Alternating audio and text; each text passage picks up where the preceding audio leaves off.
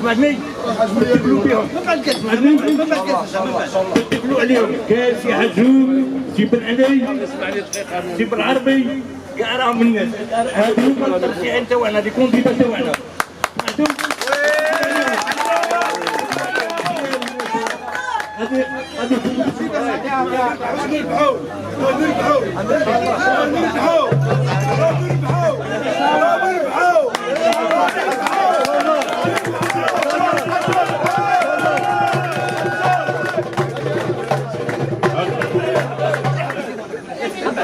نشكركم على حسن الاستماع.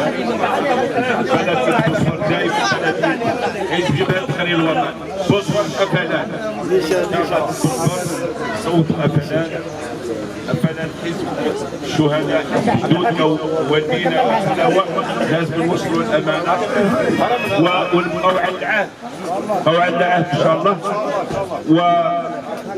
وإذا خذنا العهد رانا خذنا الناس اللي ماتوا على هذا البلاد واستقلال هذا البلاد. إذا احنا ما عندناش شك في سكان بلدية الصفر سوف يصوتون لحزب جبهة تحرير الوطن. صوتوا في حزب جبهة تحرير الوطن نواصلوا الأمانة ونواصلوا المسيرة منذ الاستقلال إلى يومنا هذا. بارك الله فيكم ونشكركم.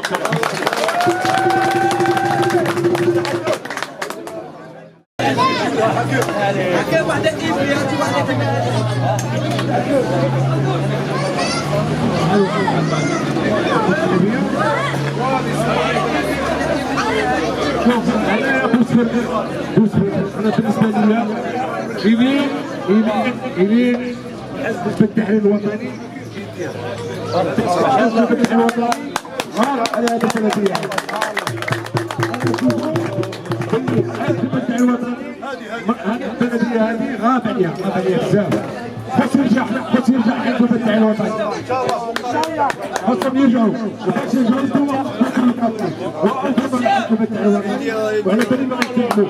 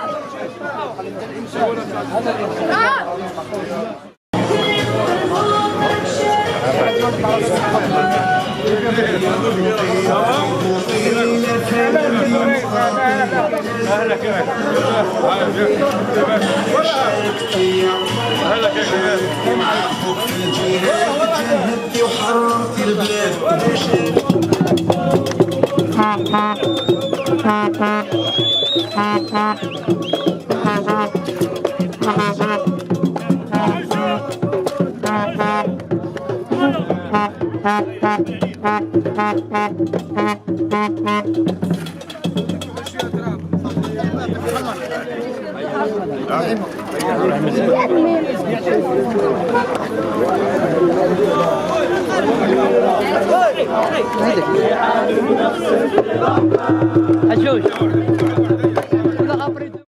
بعد انتخابات روح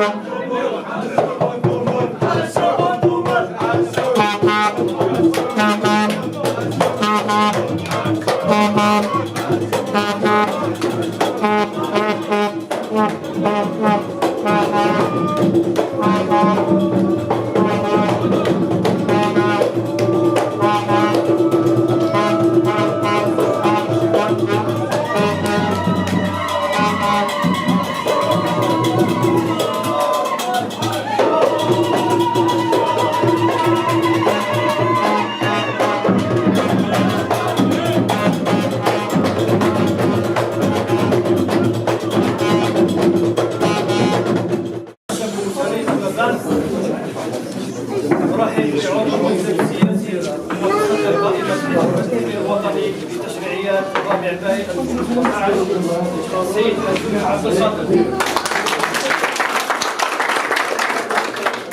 كما نرحب ايضا بعضو اللجنة المركزية ورئيس اللجنة الانتقالية لمحافظة غرب وهران السينيا السيد هواري العلي.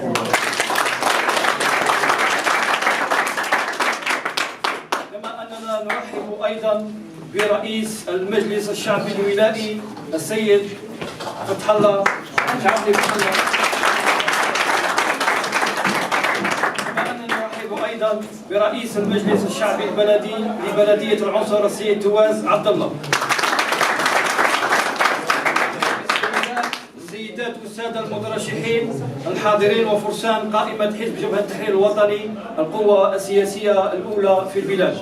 كما أننا نرحب أيضا بالمجتمع المدني، جمعية حماية البيئة والتراث، المنظمة الوطنية للمجتمع المدني وترقية المواطنة، ونرحب بالمواطنين والمناضلين. هذه قسمة العنصر، قسمة بوسفر. كانوا على بالكم باللي في المحليات اللي فاتوا داونا البلديات. احنا في 26 بلدية دينا 5 بلديات. لماذا؟ لأن المواطنين والمواطنات كانوا متجندين مناضلين سمات ما كانوش متجندين. وصلنا باش رؤوس مجالس كما رئيس الشعبي البلدي رجع لحزب جبهة التحرير الوطني، كان ترشحوا تاع بروس في الصباح كان معنا ثاني رجع للحزب جبهة التحرير الوطني. هذه إشارة توري باللي الشعب خاطر هذا الدافور الشعب انتخبه وهذا يمثل الشعب تاع العنصر. دونك هذا روحه كما الرئيس تاع بوسفل راه يحب حزب جبهة التحرير الوطني. أو خص من ضروري هاد التشريعيات غادي تعطينا سيناريزاسيون باش نعرفوا المحليات كيفاش غادي تكون. التشريعيات هادو غادي نعرفوا المحليات كيفاش يكونوا. ورانا نطلب ونزيد نطلب رئيس القسمة مسؤول القسمة تاع العنصر باش يزيد يفتح البيبان. وانا نطلب منكم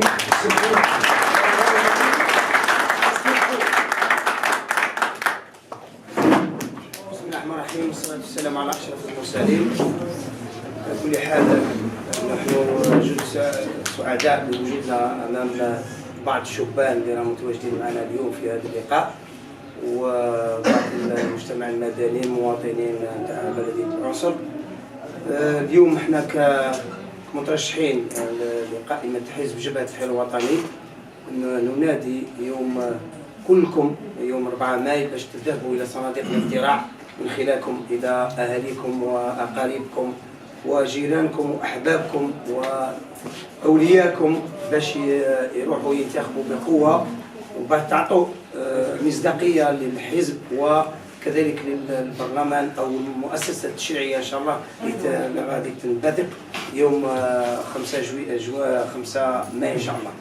إذن باش تكون هذه المصداقية خصنا كلنا نديروا اليد في اليد ونروحوا ننتخبوا بقوة، وبطبيعة الحال ننتخبوا على قائمة حزب جبهة التحرير الوطني باش تكون عندها الأغلبية الساحقة أو الأغلبية المطلقة في البرلمان، تتشكل حكومة تاع جبهة التحرير الوطني، حكومة رئيس الجمهورية، حكومة برنامج فخامة رئيس الحزب المجاهد عبد العزيز بوتفليقة. إذن باش نوصلوا لهذا الشيء لازم يبقى يوم 4 ماي ما نخلو حتى صوت قال انا واش غادي نغير الصوت، انا ما عندي ما يدير. إذن لازم كلنا نكونوا واعيين لهذا اليوم الاقتراع باش ننتخبوا ونضعوا الصوت نتاعنا لصالح جبهة التحرير الوطني. كما راكم تشوفوا المترشحين امامكم عندهم كفاءة، ثقافة، مصداقية عند المواطنين. وسلم. بسم الله الرحمن الرحيم. اليوم جينا عند أهلنا وأهل جبهة التحرير، حزب جبهة التحرير الوطني، وهما مواطنين بلدية العنصر. جينا طالبين منكم وفاء لحزب جبهة التحرير الوطني، وفاء للوطن، وفاء لحزب يترأسه فخامة رئيس الجمهورية المجاهد عبد العزيز، باش تكونوا بقوة. يوم 4 ماي ليق ما تكونش المقاطعة، يوم 4 ماي ليق احنا نتصدوا للعدو، ليق احنا نحافظوا على استقرار بلادنا كما جابها لكم لعبد العزيز بوتفليقة الولد البار للجزائر. حنا شبابها عليكم انتم كنساء، كشباب، ككبار، كمواطنين هذه البلديه ومواطنين الجزائر كلها. احنا نطلبوا باش تكون عندنا مصداقيه، باش يكون البلد تاعنا بين المحافل الدوليه تكون عندها مصداقيه. لما خرجتوش وصوتوا ما تكونش عندنا مصداقيه، نكونوا العدو نعطوه اليد تاعنا باش يضرب البلد تاعنا، نكونوا دولة ضعيفة. الدولة اللي شعبها ما يخرجش يصوت تكون دولة ضعيفة، وإحنا عندنا الثقة فيكم.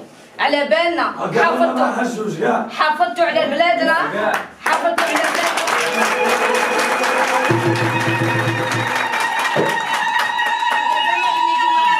البلاد يوم الربيع العربي.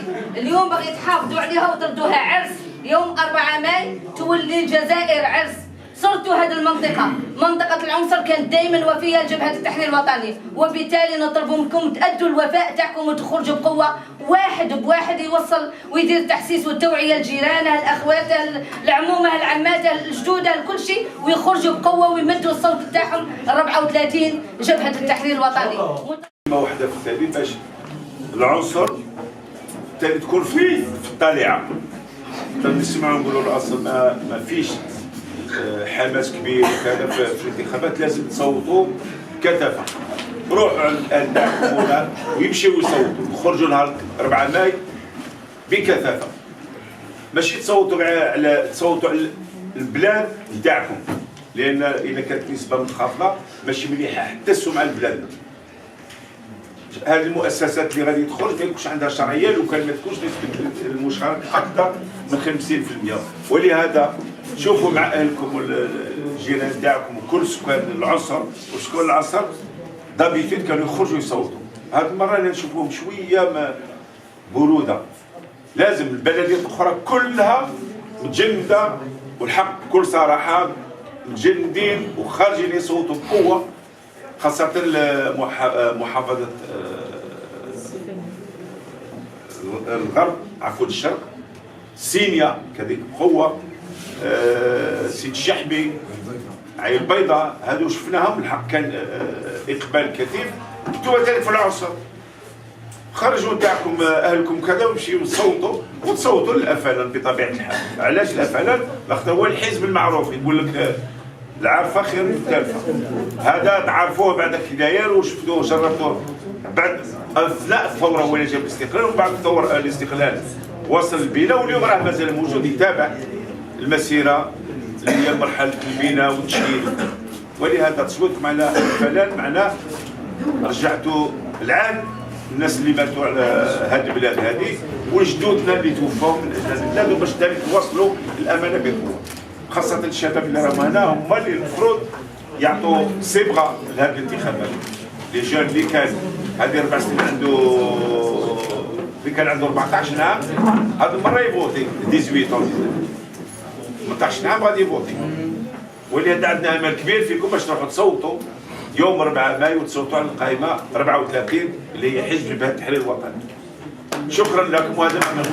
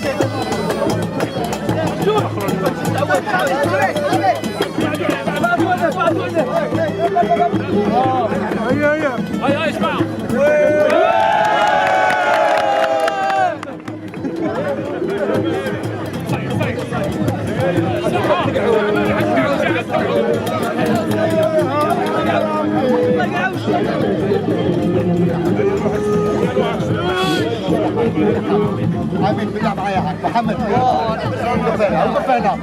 وقف هنا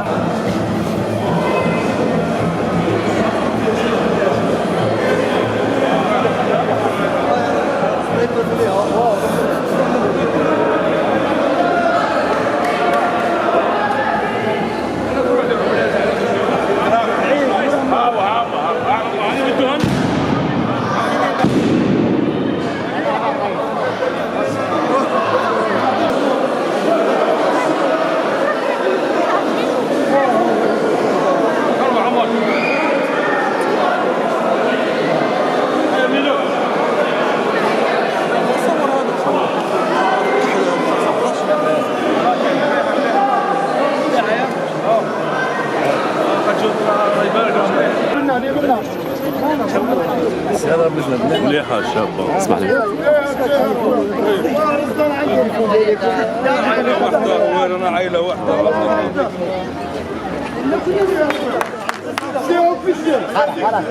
برمج تديها ان شاء الله بربي ان شاء الله.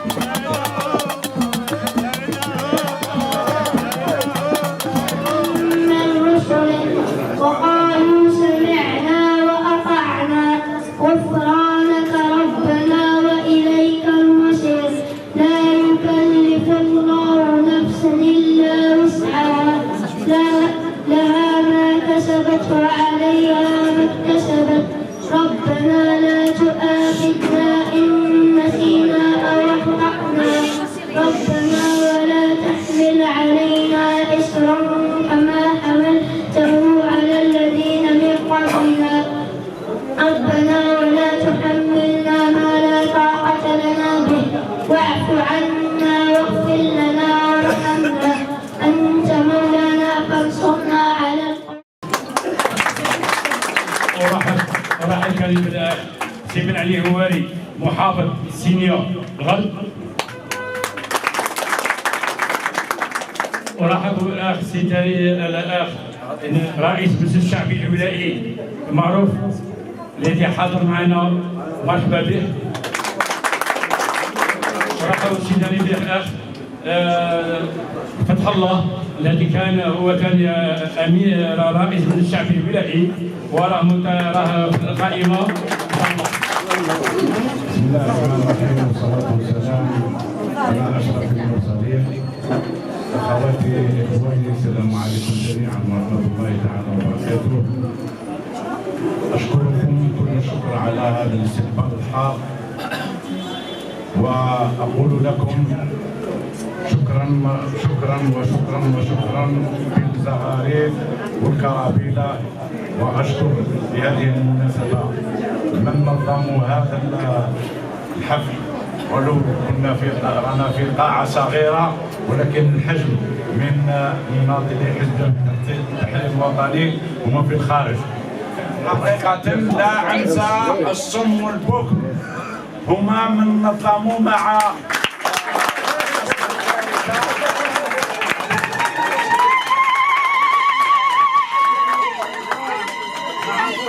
القسمة الثالثة وسيد فؤاد وحبيب كاع المشاركين. أقول لكم كلمة موجزة في جملة واحدة: لا تنسوا أن ترموا في صندوق الانتخابات إن شاء الله رقم 34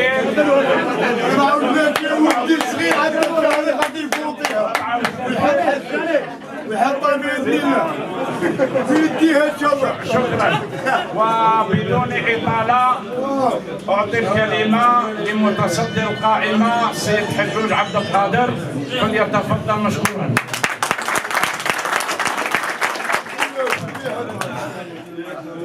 أشكر السيد وزير العلاقات مع البرلمان السابق اللي راح معنا محافظ وهران الوسط اللي رحب بنا كامل، وانا كذلك باسم المجموعه اللي جات معايا والفرقه من او الفريق اللي متكون من المترشحين اللي شاركوني منذ الصباح في بلديات الطرف الوهراني تاع الكورنيش، وانا جايين مباشره من العنصر. ونشكر كذلك اللي كانوا رافقونا من مناضلين واداره تاع الحزب اللي مشوا معنا من الرحله من الصباح حتى الان. إذا باسمهم كلهم نشكركم على حفاوة هذا الاستقبال اللي درتوه لنا من لاكار حتى لهنا، درتوا لنا حاجة ما كناش ننتظروها، مفاجأة.